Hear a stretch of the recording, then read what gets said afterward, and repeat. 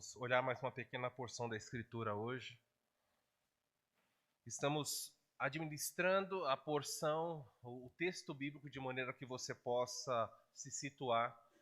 Por favor, eu gostaria muito que você guardasse essa informação. O livro de Apocalipse é um livro que deve ser lido de forma linear, tá bom? Você vai ouvir muita gente falando que é cíclico e dá cambalhota e volta. É linear. Como é que eu sei disso? Ele vai contando. Primeiro selo, segundo selo, terceiro selo. Então, qualquer um sabe que quando você conta 1, 2, 3, 4, você está usando uma forma cronológica. Selo é uma coisa, trombeta é outra coisa e taça da ira é outra coisa. Você vê que esses eventos eles vão lidar com coisas semelhantes. Num evento selo, em um juízo que Deus faz, há um terremoto. Mais à frente há outro terremoto. E as pessoas falam, tá vendo? Tá repetindo. Só que a proporção é outra. O que Deus está fazendo em um é algo menor. E no outro há um agravamento disso. Por isso que não é um argumento cíclico. As situações são parecidas, os juízos são efetuados muitas vezes de forma semelhante, mas um agravar da consequência disso. E por última coisa, só lembrar a divisão do livro. O livro é dividido em 3 partes. Não é porque eu digo, não é porque as pessoas acham que é diferente. Jesus disse que o livro deveria ser dividido assim, está lá no capítulo 1. Escreve, ele fala para João, escreve as coisas que vistes, capítulo 1, Jesus ressurreto, escreveu. Escreve as coisas que são, e aí as coisas que são é o capítulo 2 e 3, são 7 igrejas. E ele termina dizendo, escreve as coisas que vão acontecer depois dessas. Divisão do livro, 3. Cronológico, 3 partes. Hoje nós estamos olhando a partir do capítulo 4 até o final dele, até o ponto capítulo 19, está limitado a um período futuro. 7 anos chamado período da tribulação. 7 anos finais da história, não do mundo, mas do momento em que Deus entra em juízo com esse mundo. E esses 7 anos são divididos em 2 partes. Tá confuso, né? 7 anos do livro de Apocalipse é dividido em 3 anos e meio de uma falsa paz, aonde o anticristo surge e ele vou colocar entre aspas, bonzinho, ele é um político, e a parte final da tribulação, em que ele se manifesta como um líder tirano, matando e esmagando pessoas. E isso é chamado, muitas vezes, o período todo é chamado de tribulação, mas a parte final, os últimos 3 anos e meio, é chamado de a grande tribulação. Mas não tem problema se você chamar grande tribulação tudo, não tem problema. Até porque nós lemos aqui, na semana passada, no capítulo 7, quando falaram quem são esses de vestiduras brancas, foi dito no versículo 14. Então me disse, esses são os que vêm da grande tribulação. Então o próprio anjo menciona a grande tribulação como período todo, tá? Dito isso, vamos olhar então o texto dessa noite. Lucas, você pode ir passando aí, tá? Até chegar na verdade central. Hoje nós vamos falar um texto que fala sobre um texto sombrio, que menciona um silêncio no céu. Diz assim, quando o Cordeiro abriu o 7º selo, nós estamos nos selos ainda, tá? Quando o Cordeiro abriu o 7º selo, houve silêncio no céu, cerca de meia hora. Então vi 7 anjos que se achavam ou que se acham em pé diante de Deus, e lhes foram dadas 7 trombetas. Veio então outro anjo e ficou em pé junto ao altar com um incensário de ouro. E foi-lhe dado muito incenso, para oferecê-lo com as orações de todos os santos, sobre o altar de ouro que se acha diante do trono. E da mão do anjo subiu à presença de Deus a fumaça do incenso, com as orações dos santos. E o anjo tomou o incensário, encheu-o com o fogo do altar e o atirou sobre a terra. E houve então trovões, vozes, relâmpagos e terremoto. Então os 7 anjos que tinham as 7 trombetas prepararam-se para tocar. Até aí que nós vamos olhar. Então nós estamos vendo o último selo. O último selo, quando ele é aberto, algo acontece. Vamos ver aí, a mensagem central é: as minhas orações, ou as nossas orações, elas fazem parte do desenrolar do plano de Deus. Deus usa as nossas orações para compor os seus planos. Ele tem planos, os planos dele são imutáveis, vão ocorrer, e Deus, mesmo assim, pede para que você ore. A sua oração não muda Deus, a sua oração adequa você ao plano dele. A sua oração muda você, condiciona o seu coração. Talvez, e realmente é justo pensar e questionar, por que eu devo orar se Deus já estabeleceu todas as coisas? Nós devemos orar porque Ele mandou. Ele falou, orem. Por exemplo, nós sabemos que Deus quer enviar missionários para o mundo. Mas o próprio Jesus diz, rogai, pois, ao Senhor da seara que envie mais trabalhadores. Por que eu devo orar se Ele quer mandar trabalhadores? Eu devo orar porque Ele mandou que eu ore. Aí como isso compõe o plano de Deus? Eu não sei. E nós precisamos ouvir e aprender mais essa palavrinha, essas duas palavrinhas, não sei. Na Bíblia, você tem que saber lidar com isso. Vamos então olhar aí e vamos aprender o que devemos aprender com os juízos de Deus. A minha oração trabalha dentro do plano de Deus para que tudo se cumpra. E como os juízos de Deus, o que eu posso aprender quando eu olho isso acontecer? Em primeiro lugar, o versículo 1 diz assim, quando o cordeiro abriu o 7º selo, houve silêncio no céu por cerca de meia hora.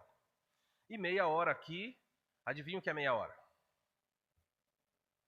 Meia hora é? É difícil isso? Meia hora é meia hora. Aí as pessoas começam, meia hora, aqui não é meia hora. Eu fico doido quando eu leio isso. Mas o texto está falando que é meia hora. Não, mas por que não pode ser meia hora? As pessoas dizem que no céu não tem? Não tem tempo. No céu não tem tempo. Então por que ele está falando que houve silêncio de meia hora? Ele está fazendo isso para contar para nós que houve um silêncio no céu, que para nós que estamos aqui na terra, lendo o texto bíblico, durou 30 minutos. É só isso. Ele não quer dizer para as pessoas que houve um silêncio breve. Quando ele quer ser de forma genérica, quando ele não quer especificar, ele faz isso. Então, quando nós lemos o livro de Apocalipse, é preciso entender isso. Os números têm sentido. Nós somos pessoas inteligentes. E o leitor, quando lê essas coisas, não deve inventar, ele tem que se limitar ao texto. Existe algum problema de ser 30 minutos de silêncio? Não existe nenhum, não fere nada. Então não há razão para a gente inventar. Se você virar as páginas da sua Bíblia para Apocalipse 20, você vê um exemplo disso.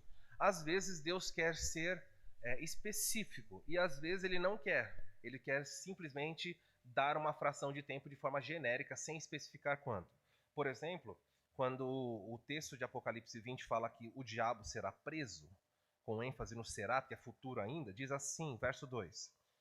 Verso 1. Vi descer do céu um anjo, tinha na mão uma chave do abismo e uma grande corrente. Ele segurou o dragão, para ninguém ter dúvida quem é o dragão, ele fala a antiga serpente, que é o diabo, Satanás, e o prendeu por 1000 anos. O que é 1000 anos? 1000 anos é 1000 anos. Não são 2000 anos, não é um período longo de tempo, não é isso. Quando ele não quer ser específico, ele continua, o verso 3. Lançou-o sobre o abismo, fechou e pôs selo sobre ele para que não mais enganasse as nações, até se completarem 1000 anos. Como é que se completa 1000 anos? Como é que se faz para... completou 1000. Tem que ter 1, 2, dá para entender? Tem que contar. Não dá para completar um período... qual é o tempo? Bastante tempo. Não tem como completar. Você não sabe quanto é. 1000 anos, ele está mandando você contar. Completou, deu.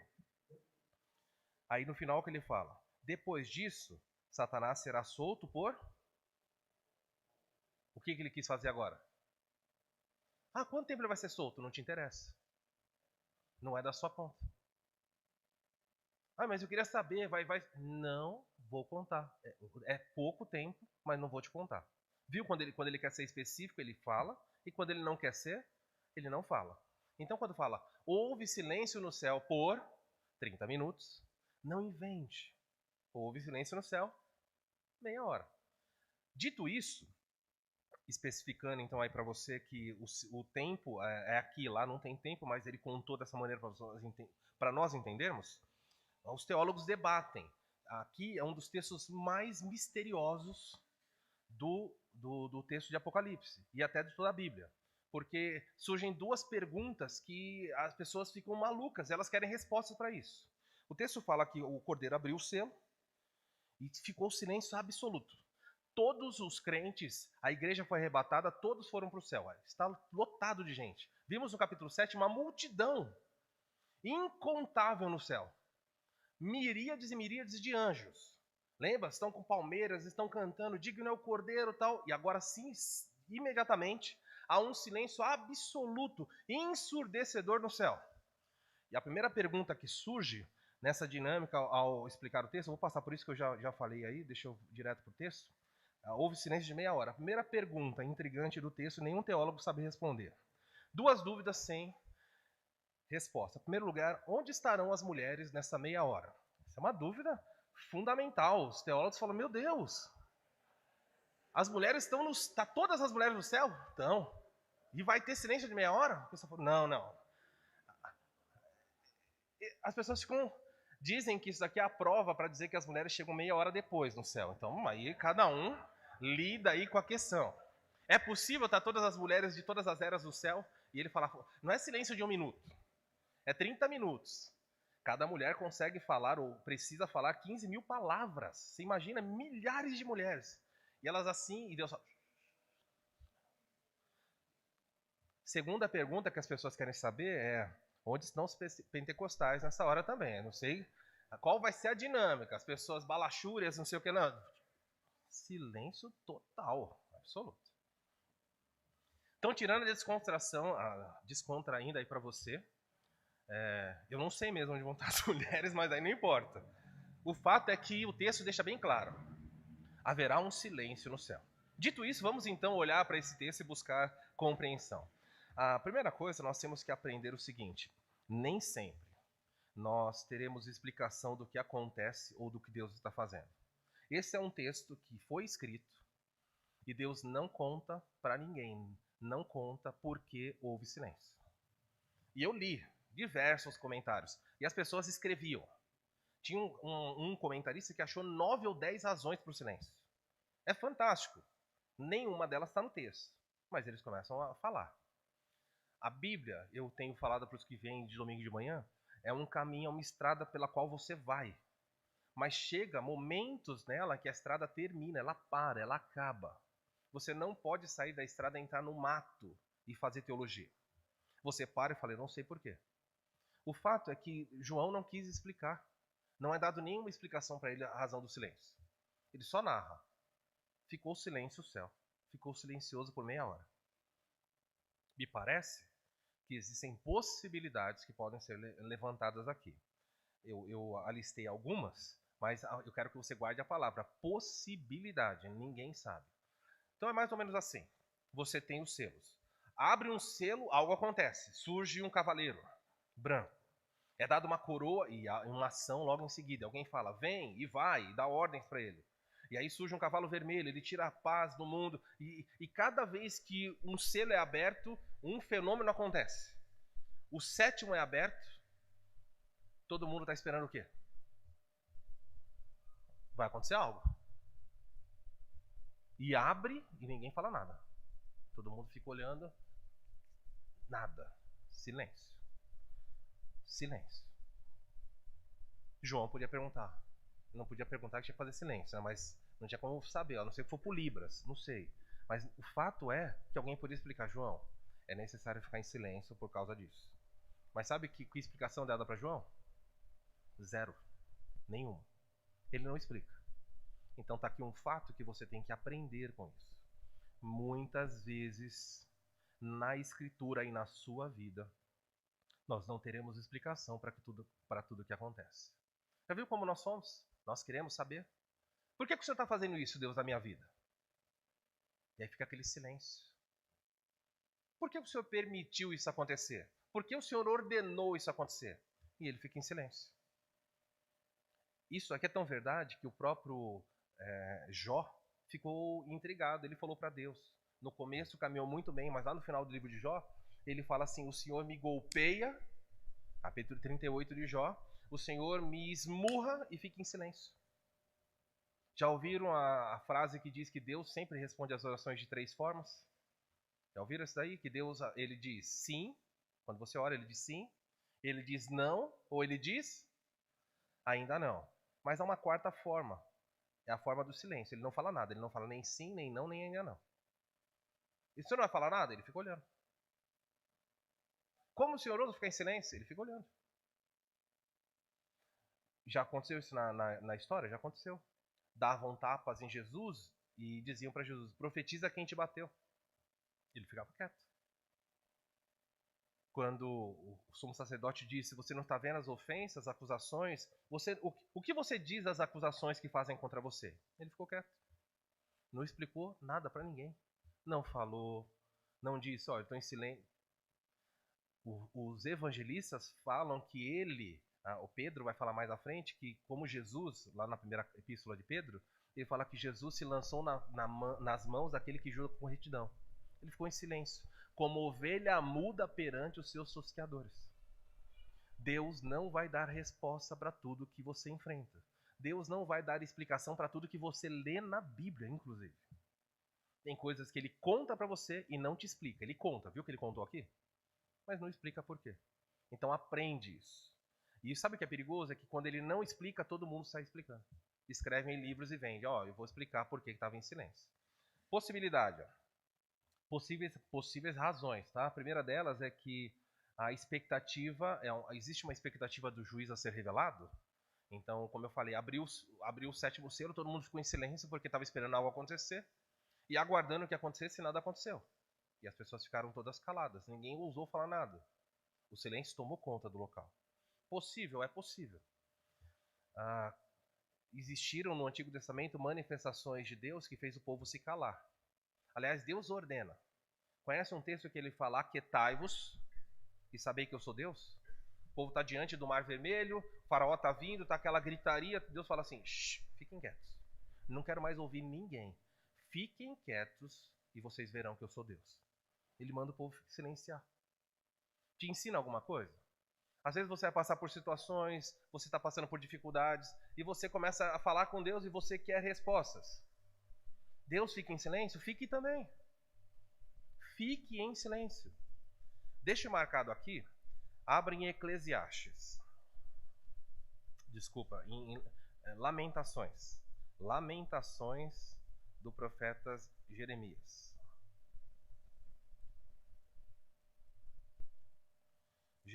Lamentações do profeta Jeremias, no capítulo 3.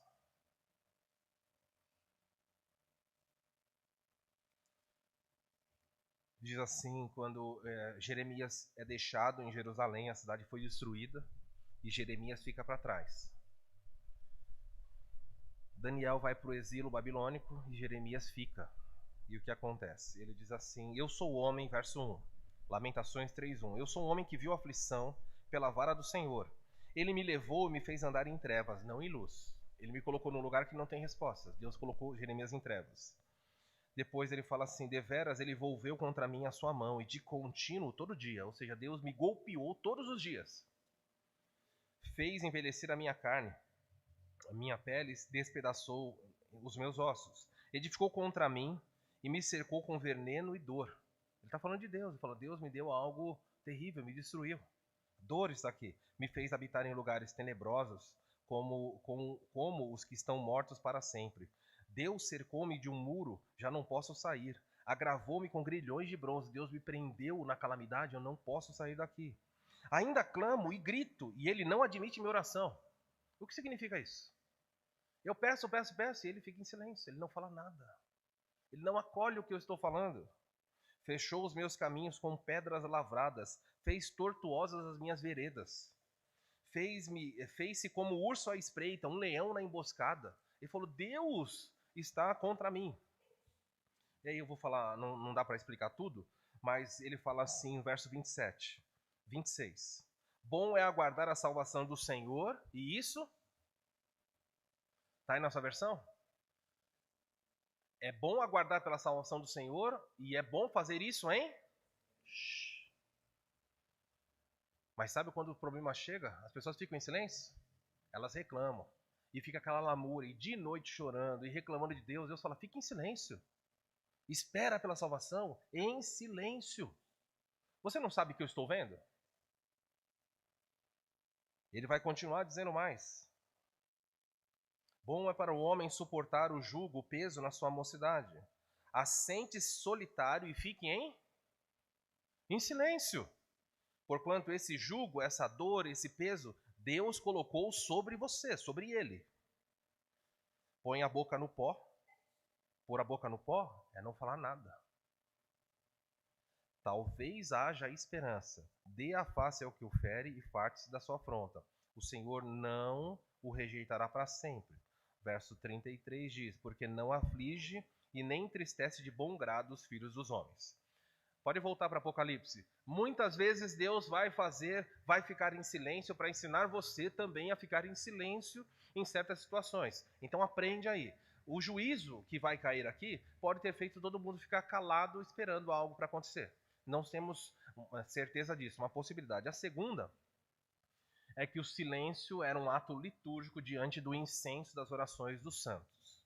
Estou resumindo aqui uma série de explicações de pessoas dizendo que estava acontecendo ali um ato litúrgico, e realmente está. Um anjo vai pegar as orações das pessoas, de todos os santos, vai colocar num incensário feito de ouro e vai oferecer a Deus. E alguns entendem que enquanto ele está fazendo isso, a solenidade é tanto que todo mundo está em silêncio, ninguém está falando nada. As pessoas estão ali observando. Outros dizem, aí eu não coloquei só essas duas. Alguns dizem que ficou todo mundo em silêncio para que Deus pudesse ouvir as orações. O que vocês acham disso?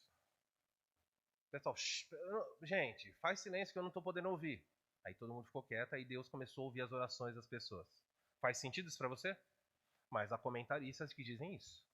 Que o barulho era muito grande, então uma multidão incontável de pessoas. E tem gente na terra, clamando. E aí isso atrapalha. Então Deus fez todo mundo ficar em silêncio para que ele pudesse organizar os seus pensamentos. Já pensou? A Bíblia ensina sobre ordem, sobre num culto não falar todo mundo junto, é verdade. Mas não falar todo mundo junto é porque Deus vai se atrapalhar? É porque Deus não é de confusão. O problema não é para Deus entender, é nós entendermos a oração das pessoas. O silêncio nesse versículo não tem uma explicação. A possibilidade, a expectativa do juízo que vem, quando ele abrir o selo, o que vem vai aparecer. O segundo é que um ato litúrgico está sendo feito, todo mundo se calou, olhando para esse ato. Só isso, não sabemos. Se você tiver outra possibilidade e quiser acreditar, é uma possibilidade. Você não pode afirmar, como eu não estou afirmando essas, tá bom? Só aprenda isso. Deus não explica tudo para você, nem o que acontece e nem o que ele faz. Existe uma outra lição nesse texto, vem no verso 2, os juízos de Deus, eles são precedidos por anúncios. O verso 2 diz, então vi 7 anjos, depois que meia hora se passa de silêncio, o texto fala, e então, ou seja, depois disso, eu vi 7 anjos. Agora João está olhando e os anjos estão em pé, diante do trono de Deus, e foram dadas a eles 7 trombetas. Para cada um dos anjos foi entregue uma trombeta. As trombetas não são tocadas aqui, mas o 7º selo é como se abrisse um armário, é como se abrisse um depósito onde essas trombetas estão, e essas trombetas que são armas, são juízos, eles entregam para cada um desses 7 anjos. Os anjos tomam as trombetas e ficam sem dizer nada também sobre o que vai acontecer. A parte de trombeta, para o leitor do mundo antigo, isso era muito forte. As trombetas tinham uma forte correlação com o povo judeu, que eram os primeiros leitores da época, e com a igreja em contrapartida aí de forma menor. Para o judeu era muito forte. Os juízos de Deus, as trombetas eram usadas aí, em primeiro lugar, em tempos de guerra. Eu não vou ler esses textos todos. Você tem um monte de gente morando numa cidade. O inimigo chega, tem batedores, tem gente nas montanhas olhando. Viu o inimigo? Alguém vai tocar a trombeta. Quando tocar a trombeta, as pessoas vão tremer. Ou vão se alegrar porque o exército está voltando vitorioso, ou vão tremer porque existe um perigo à espreita. Como saber? Depende do toque da trombeta. Depende de como a trombeta toca, ela anuncia alguma coisa. Então isso que vai acontecer aqui está nos ensinando algo também. Deus, ele não derrama juízo sem avisar. Deus não é aquele Deus da calamidade que vem e fala assim, ó, alguém está fazendo uma coisa errada, eu vou lá, vou punir sem avisar. Ele não faz isso, ele alerta. Ele fez diversas vezes isso com o povo de Israel. Vá lá, avisa os meus servos. E aí um profeta falava, assim diz o Senhor, abandonem seus caminhos. Vinha outra, assim diz o Senhor. Deus anuncia, Deus fala. Quem estudou Jonas com a gente, Jonas terminou. Quem estudou o livro de Jonas conosco, viu que Deus envia Jonas para Nínive dizendo: arrependam-se, porque senão daqui 40 dias vocês vão ser destruídos. Os juízos de Deus são precedidos por anúncios. Isso é fundamental. Trombetas envolvidas em guerra, na consagração do templo, quando tinha um ato solene para inaugurar o templo, as trombetas eram usadas. Então agora você tem trombeta no sentido festivo. Trombetas eram usadas na entronização de um rei. Então quando você toca, era algo majestoso. Quem já foi num casamento em que tinham esses instrumentos de sopro, sabe a diferença que faz. Então se você coloca lá na frente trombetas tocando, claro, você deve ter visto o meme também que a pessoa está tocando tudo desafinado. Aí é uma tragédia. Mas se a pessoa for afinada e tocar, a pessoa se arrepia, porque é muito forte, é muito poderoso o som daquele instrumento. Agora, você sabe que numa intronização real, quando um rei ia ser coroado, aquilo ia ser trocado de forma majestosa. Era usado também antes dos sacrifícios, dos holocaustos, trombetas também eram tocadas, anunciando que um sacrifício seria oferecido. Eles eram trocados em festas religiosas. Então, você tem na liturgia do povo judeu muitos usos para as trombetas.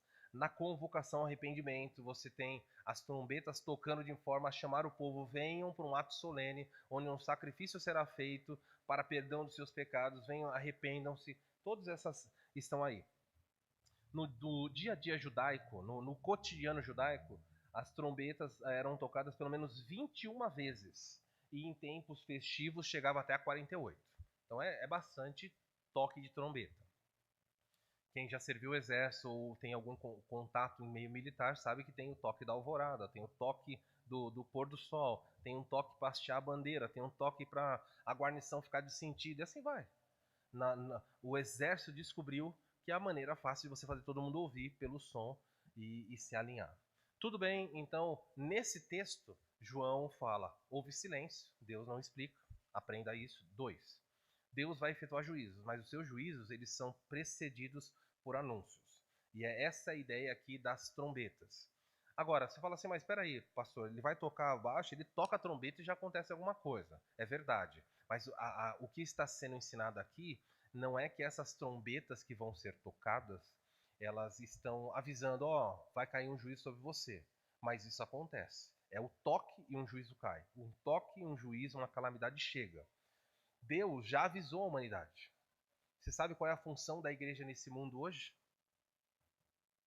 Sabe o que nós estamos fazendo aqui? Você acha que a gente está fazendo hora extra, está passeando? Você diz, arrependei-vos, o Senhor vai voltar, olha, creia nele, não vá para o inferno. Deus está anunciando para esse mundo. Você é a trombetinha de Deus andando por esse mundo. E cada vez que você fala, cada vez que você anuncia, cada vez que você fala, arrependa-se, a trombeta é tocada. Mas as pessoas não querem ouvir. Elas dizem, isso é tolice. Mas virá um tempo em que 7 trombetas vão ser tocadas e elas não poderão ser ignoradas. Deus não explica tudo. Segunda lição do texto é que os juízos de Deus são precedidos. Deus sempre avisa antes de punir. Ele não julga, não pune sem lidar com as pessoas, dando a elas uma chance. Por isso é tolice ignorar os avisos de Deus. Terceiro lugar, eu mencionei aqui um outro aspecto. A trombeta de guerra pode ser o pano de fundo. Um dos comentários que eu estava lendo dizia isso, que a trombeta de Deus pode ser o pano de fundo principal aqui, a trombeta de guerra, tá? Na batalha eram usadas como aviso para organizar os batalhões. Dessa forma, Deus talvez, olha que não é certo, avise suas tropas que o momento de entrar na batalha chegou. Então, o toque das trombetas, a solenidade de trombetas, pode estar preparando as hostes, as hordas celestiais para o que vem pela frente, porque elas estão reunidas. Não sabemos, mas Deus avisa antes de lidar. De passagem, é assim que uma família deve proceder, é assim que pais devem agir. Um pai jamais deve corrigir, uma mãe jamais deve corrigir o seu filho sem ensinar, sem alertar. E se um pai corrige de forma física com um filho, por exemplo, e não há nenhum tipo de amor, aviso, isso é agressão. Você não pode chegar sem nenhum aviso. Isso é errado. Recentemente eu vi um grupo de policiais colocando para fora vândalos que estavam dentro da Assembleia Legislativa de São Paulo. Havia uma votação e as pessoas começaram a vandalizar a Assembleia de São Paulo. Recente mesmo, agora bem recente. Foram dados todos os avisos. Não depredem, saiam da sala. Todos os avisos foram ignorados. Sabe o que a polícia fez? Gentilmente acariciou eles para que eles saíssem num corredor polonês e saíram todos apanhando. Os avisos foram dados. Aquele grupo olhou e falou assim: não vou fazer, eu ignoro, não quero. Tem um amigo que é fã de futebol. Muitos anos atrás, hoje ele está mais centrado, mas anos atrás, quando ele era mais maluco, ele ia e participava de torcidas organizadas. E então ele se filiou a uma torcida organizada, uma das mais violentas de São Paulo, não vou falar qual é o time, mas ele foi lá numa torcida bem violenta. E lá estava ele no estádio do Pacaembu de um jogo, e acontece que as pessoas começaram a chacoalhar o alambrado, dizendo: vamos invadir, vamos invadir. O que ele fez? Isso mesmo, pegou o alambrado, vamos invadir. Os policiais todos olhando: olha, pessoal, recua, vamos invadir, vamos invadir. Um dos policiais pegou um taser, que é aquela arma de choque, e encostou na grade. Ele tomou um tranco, caiu para trás e falou: nossa! E ele contou para mim, eu falei: você é burro. Simples assim. Você não está aprendendo? Eles saíram do estádio e foram para a rua. Quem conhece ali a Avenida Sumaré, aquela região em frente ao Pacaembu, eles foram para a rua. E a tropa de choque veio. Mas torcida organizada falou: não, nós somos fortes, somos valentes. E veio a cavalaria, a polícia de choque, mas na cavalaria. Então o cavaleiro veio. E para afugentar o pessoal da cavalaria, a torcida organizada jogava a bolinha de gude nas ruas. Porque se o cavalo pisar em uma bolinha de gude e o pé dele vacilar, ele fica com medo, ele não vai mais. E aí você tira o poder de ação da polícia. E lá está ele no meio. Isso e aquilo, não sei o quê. E de repente ele falava, eu ria. Eu falei: você não aprende. E ele falou: eu tive até febre. Ele só escutou pocotó, pocotó, pocotó. Eu falei: ouviu? Quando ele virou, o cavaleiro estava se aproximando, ele falou que tinha uma borracha de quase 1,5 m girando assim. O cavaleiro passou por ele e deu a borrachada. Falou que a borracha curvou o corpo dele assim, passou todas as costas e bateu a ponta aqui no peito. Ele falou: eu fui para casa. Ele falou: à noite eu tinha calafrios. E eu falei: você é? Não precisa repetir, mas você já sabe. Eu falei. E aí ele parou. Ele falou: não vou mais. Você acha que isso não teve aviso para ele? Essas coisas aconteceram para ele sem aviso nenhum? Você acha que ninguém falou para ele: ó, não anda com esse pessoal, não faz isso, tal? Os juízos de Deus da mesma forma ocorrem. Ele avisa: se você ignorar, a punição virá sobre você. Não seja tolo. Há um terceiro aspecto nesse texto aí. Então, os anjos estão com as trombetas, eles não tocaram, eles só receberam as trombetas.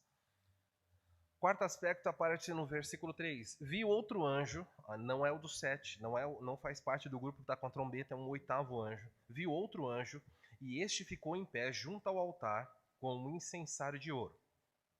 E foi-lhe dado muito incenso para oferecê-lo com as orações de todos os santos sobre o altar de ouro que se acha diante do trono de Deus. As figuras que são tiradas aqui são figuras veterotestamentárias. O judeu tinha isso. Quando você entrava no tabernáculo em primeiro lugar e depois no templo, você tinha um véu. Lembra do véu que separava a Arca da Aliança? O templo era separado em partes, irmãos. Eu não tenho como explicar muito isso, mas existe o Santíssimo Lugar, que o sumo sacerdote entrava uma vez por ano. Na frente do Santíssimo Lugar tinha um véu fechando o acesso, e em frente a esse véu tinha um incensário, tinha um objeto de ouro com pontas, onde o sumo sacerdote, de manhã e de tarde, queimaria incenso aromático. Era para produzir perfume, era para exalar um cheiro. Não era feito sacrifício, os sacrifícios sanguinolentos eram feitos lá fora. Sangue e tudo mais, animais queimados. Aqui dentro, não. Aqui era a ideia de trazer diante de Deus um perfume que subisse a Deus. uma oferta aromática de gratidão, uma súplica a Deus clamando: Senhor, o sacrifício lá fora foi feito, o sangue foi derramado. Agora receba a nossa oração com esse incenso, e que esse incenso, esse perfume aromático, seja agradável ao Senhor como nós queremos ser. Que essa oração chegue ao Senhor e que o Senhor se agrade. Que quando o Senhor, aqui, vocês sabem que Deus não tem nariz, né? É todo o simbolismo aqui, como se Deus estivesse recebendo o perfume daquilo e se agradando. Falar assim: agora sim. O mau cheiro do pecado foi removido, foi trabalhado, né? Porque só Jesus ia tirar. Ele foi colocado de lado. E de vocês está subindo um aroma suave, de gratidão, de arrependimento, e tudo isso aí que está envolvido.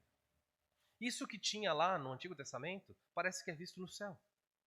E agora está o trono de Deus, não tem véu na frente.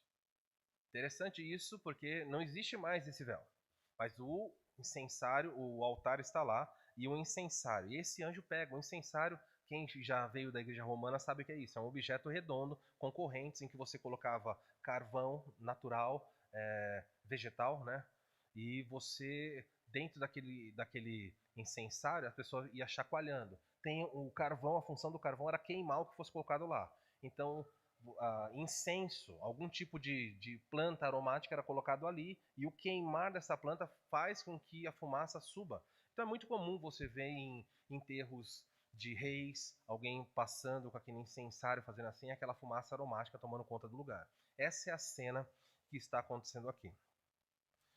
Terceiro aspecto, então aí a ideia do incensário é isso aqui, ó. O anjo tem na sua mão o incensário que vai ser colocado algo diante de Deus. Aprenda o seguinte, a terceira parte desse texto é que as orações dos salvos, elas são sempre levadas, são sempre apresentadas a Deus. As partes que você tem que destacar nesse texto é: um anjo ficou de pé diante do altar com um incensário de ouro. E foi-lhe dado muito, mas muito, a ênfase aqui é nisso. Foi dado a ele muito incenso para oferecer com as orações dos santos. Todos estão dessa maneira para oferecer com as orações? Porque pode ser traduzido também assim: foi dado incenso para oferecer, que são as orações dos santos. É possível que seja assim. Mas me parece que a ideia aqui é que as pessoas estão orando, estão clamando a Deus, e as orações vão ser levadas a Deus. Mas sabe de uma coisa? Aprenda o seguinte: as nossas súplicas, as nossas orações, elas são imperfeitas. Nós não sabemos orar como convém. Romanos capítulo 8 fala isso. Nós não sabemos pedir. Até mesmo quando bem intencionados, até mesmo salvos pela graça do Senhor. E olha, nesse caso aqui, preste atenção, porque as orações de todos os santos tem muito a ideia relacionada aqui, não é as pessoas que estão no céu, mas é as pessoas que estão na terra. Depois eu lido com isso mais à frente no texto aqui. Parece que uma súplica daqueles que ficaram na terra está sendo colocada diante de Deus. Mas muitas vezes, e aprenda isso, mesmo as nossas orações precisam ser melhoradas, aprimoradas, santificadas. Elas precisam chegar a Deus mais cheirosas, se é o que eu posso dizer assim. Você pede coisas a Deus que não é legal. Nós, bem intencionados, oramos e falamos coisas, queremos levar a Deus coisas, e alguém pega a oração, a sua oração, e fala assim: não, desse jeito aí não tá bom, me dá aqui. E algo é acrescido, é um incensário de ouro, algo é acrescido com essas orações, e agora sobe a Deus um aroma suave. É como se, uma possibilidade real aqui, é como se as suas orações, as nossas preces precisassem ser melhoradas. Isso não é estranho à Escritura. Como eu mencionei em Romanos capítulo 8, versículo 26 e 27, diz assim: porque não sabemos orar como convém. Por isso o Espírito nos assiste em nossas fraquezas, falando ou indo a Deus com gemidos que não podem ser exprimidos, não podem ser expressados, porque Ele sabe que nós não sabemos pedir como convém. Você acha que nós só pedimos certo? Tem coisa que nós pedimos para Deus? Como chegaria a Deus a oração de alguém que pede pela morte de um inimigo? Senhor, mata. A oração chega a Deus. Você acha que isso cheira bem no céu? Uma esposa ora e fala, Senhor, eu não aguento mais, eu detesto meu marido, dá um jeito nele. Essa oração chega no céu como? Bem cheirosa. Deus fala, olha, que bom. Tem que pôr muito incenso mesmo, tem que besuntar para aquilo lá falar, ó, Deus, não faz nada disso aí que a pessoa está falando. Nós pedimos errados. Nós clamamos de forma errada. Nós pedimos coisas que Deus diz não. E muitas das nossas orações, elas são tão erradas que Tiago diz assim, nada tendes porque nada pedis. E quando vocês pedem, vocês não recebem porque vocês pedem mal. Pedem para os seus próprios prazeres. Vocês acham que tem crente que pede a Deus coisas para gastar com o mundo? Senhor, dá-me um carro novo. Deus fala, para quê? Porque eu quero ir para longe. Senhor, me dá me dá um aumento, porque eu quero ter uma casa em tal lugar, uma casa de campo. E aí não vem mais à igreja. Eu quero viajar, não vou... muitas vezes nós pedimos coisas para Deus, que Deus sabe assim, essa oração é uma oração egoísta.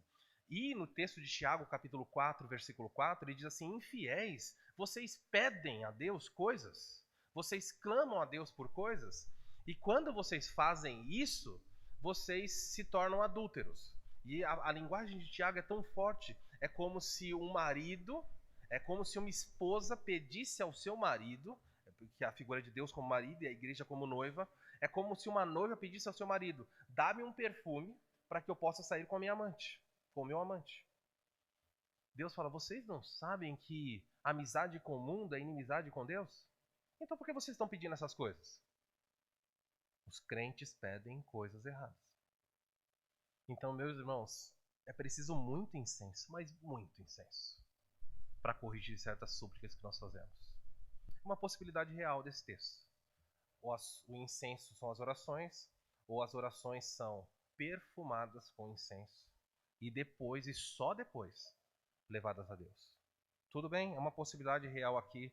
Então aprende o seguinte, as orações dos salvos sempre, ao longo de toda a história, elas são levadas a Deus, mas de alguma maneira elas também são mediadas.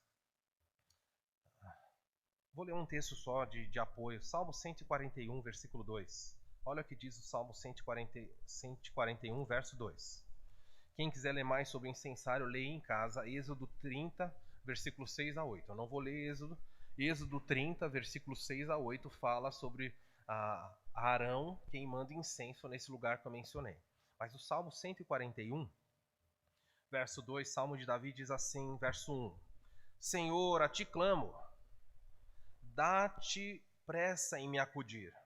Inclina os teus ouvidos à minha voz quando eu te invoco. Davi está orando intensamente, clamando a Deus por algo. E ele diz assim, suba a tua presença, a minha oração, como incenso.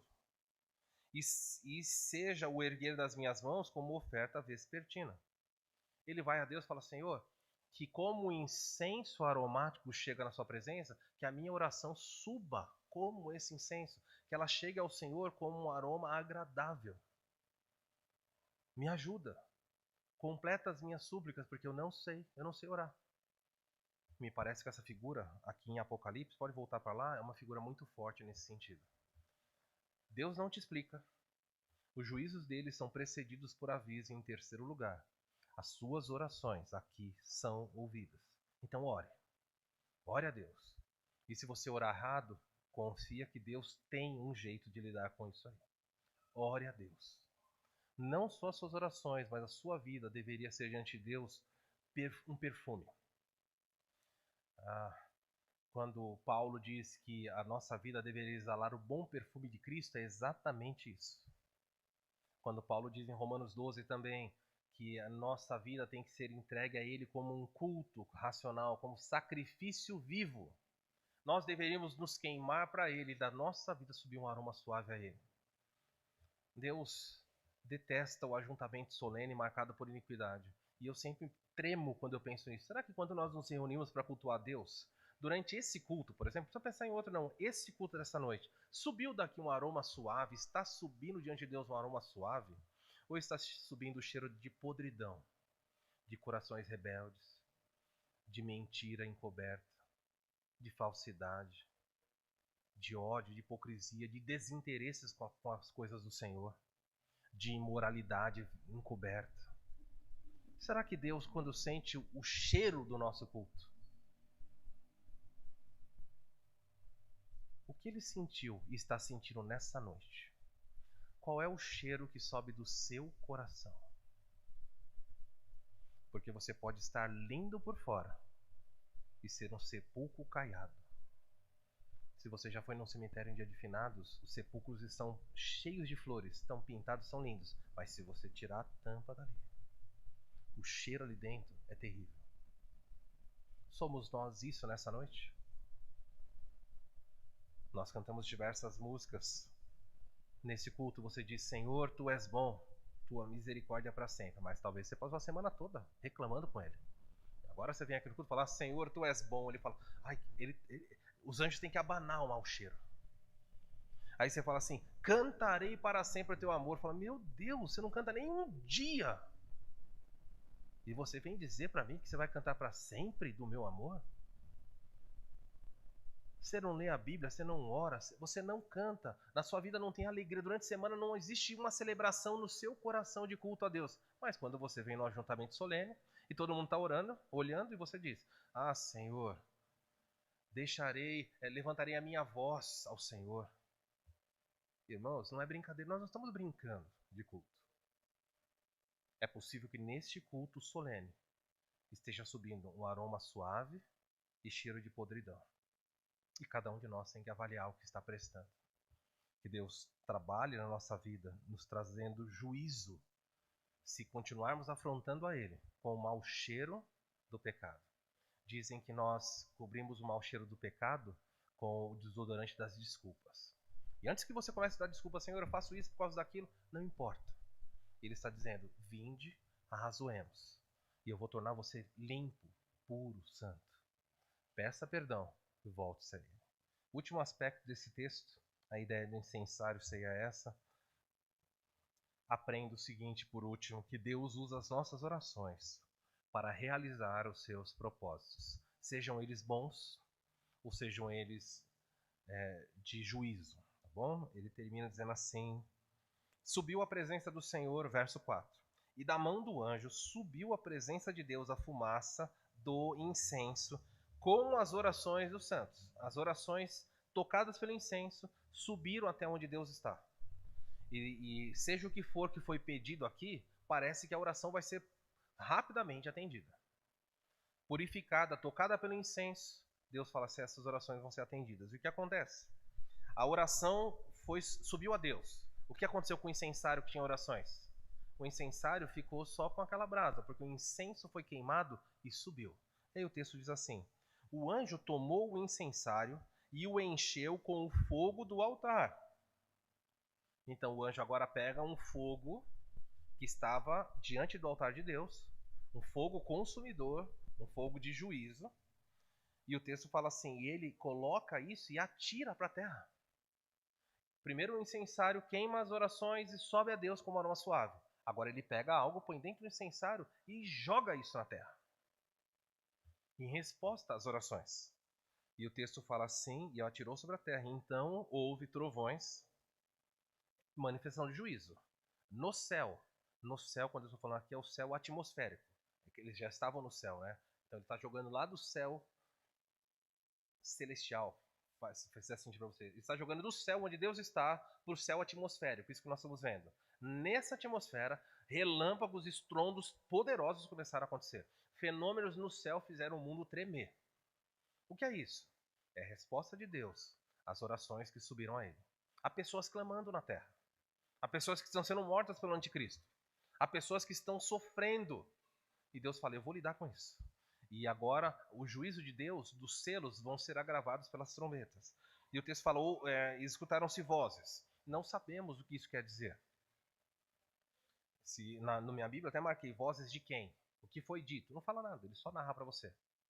Trovões, relâmpagos. Então o céu é coberto de uma camada assustadora de estrondos.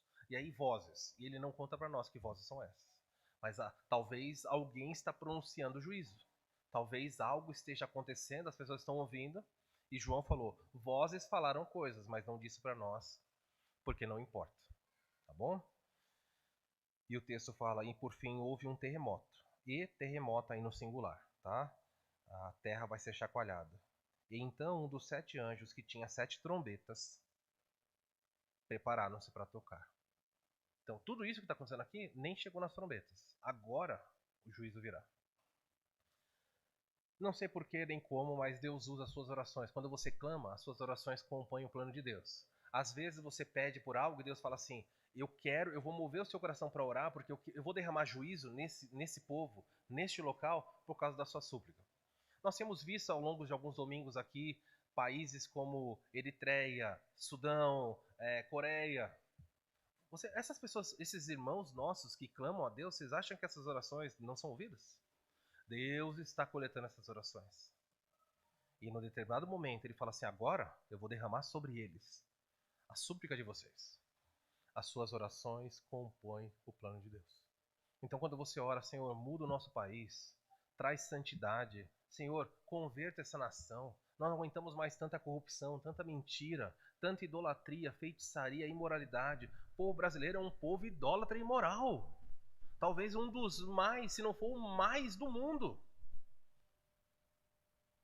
O mundo vem para o Brasil para desfrutar de moralidade. As pessoas fazem e vêm para o Brasil porque é o país do sexo livre. É o país do carnaval. É o país em que a liberalidade é total. E as pessoas vêm para cá. Como é que Deus tem que tratar o nosso povo, gente? Ai, que povo bom. O Brasil, assim como outros países, mas o Brasil é digno de juízo severo. Olha para os países do mundo, o nosso povo é um povo que tem crenças que são aterradoras, ofensivas. E sabe o que é pior? Nenhum outro lugar do mundo nós temos o que nós temos aqui, o fenômeno de pessoas praticando feitiçaria em nome de Deus.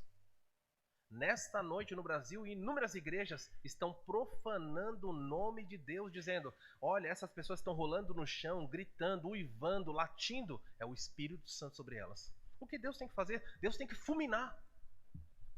Pastor, é o que ele vai fazer aqui. O juízo de Deus vai cair sobre a terra com severo juízo. Por quê? Porque o mundo merece. E nós mereceríamos de tal forma igualmente. Sabe por que não cai sobre você? Porque a graça de Cristo, dada na cruz, cobriu a sua vida.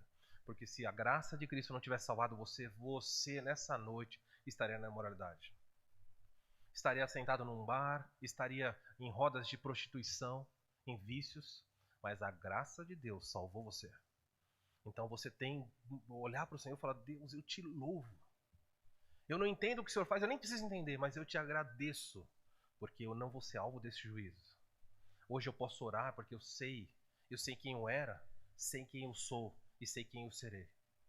Mas o mundo aí fora não sabe nada, são ignorantes. Então o que fazer? Vamos celebrar? Não, vamos orar por eles, falar, Senhor, converte essa nação, torna o povo brasileiro um povo que clame, que ore. E os brasileiros vão se converter. Nós vimos no capítulo 7. Virão ao céu povo de todas as raças, línguas e nações. Vão ter brasileiros lá. Mas até lá, faça a sua parte, entregue-se nas mãos do Senhor, para que da sua vida o mundo perceba o aroma suave. Eu quero terminar com essas aplicações do texto. Em primeiro lugar, queridos, não espere uma explicação para tudo que acontece em sua vida. Deus nunca prometeu isso, porém prometeu que cuidará de nós amorosamente. Confie. Deus, eu não entendo o que está acontecendo comigo, eu não entendo essa doença, eu não entendo. Não entenda. Continue andando com Ele. Ele prometeu que te ama, mas não prometeu te explicar tudo o que Ele faz.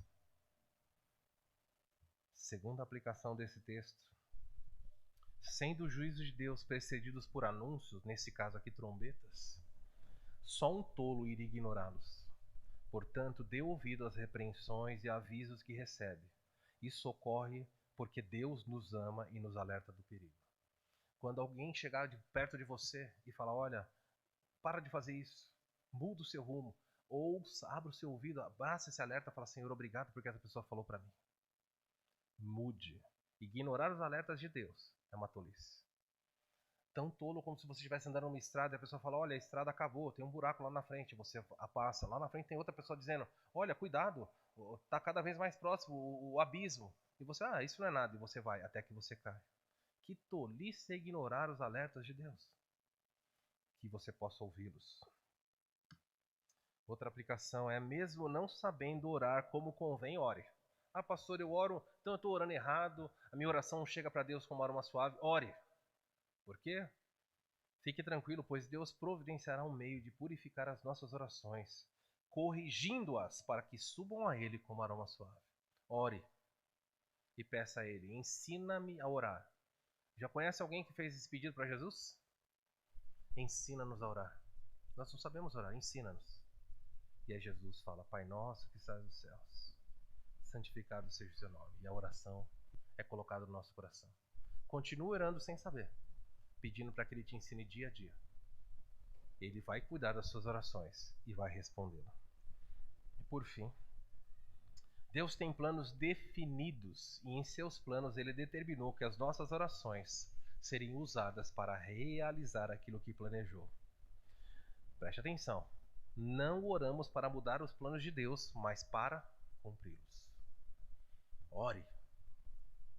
Não vai mudar nada do que Deus planejou, mas a sua oração vai compor o que Ele planejou. Baixe sua cabeça, vamos orar. Vou dar para você alguns instantes, talvez você queira pedir perdão a Deus por questioná-lo sobre tudo. Senhor, eu tenho tantas perguntas, eu sempre quero que o Senhor me explique. Eu tenho tantos questionamentos, por que o Senhor fez isso com o meu filho, com a minha filha, com meu marido, minha esposa? Por que isso me aconteceu? Por que eu sendo tão bom, coisas ruins estão acontecendo comigo?